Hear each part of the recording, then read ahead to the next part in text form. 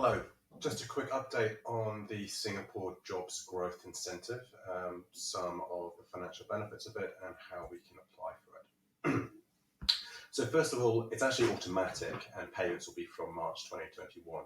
As with the other benefits on employment that the Singapore government has done through COVID, this will all be done through the data they already have and the payments will be automatic. They will send you a letter to inform you of what's going to happen, or you can log on to the tax system and that will also have a digital copy of that letter. So as the first point says here, it's automatically from March 2021 and it'll be quarterly.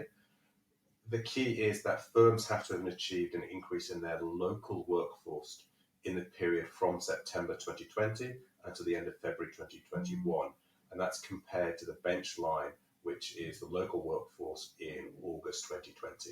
Local workforce does include permanent residents, but not any form of employment pass or other kind of visa holders.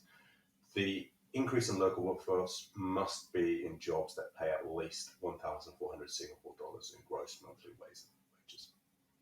It's worth also noting here that the Singapore government has said that they are going to put in place certain kind of data investigation to make sure that this system isn't rorted.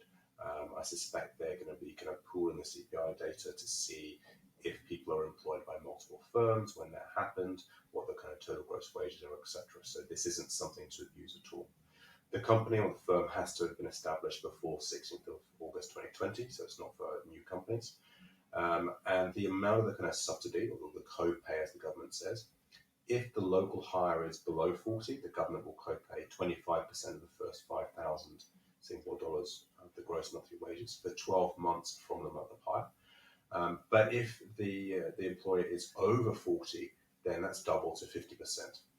That's very generous. That'll be 50% for 12 months. So essentially that's 6 months of salary will be paid. This is all in addition to the current job support scheme, which is still going ahead as well.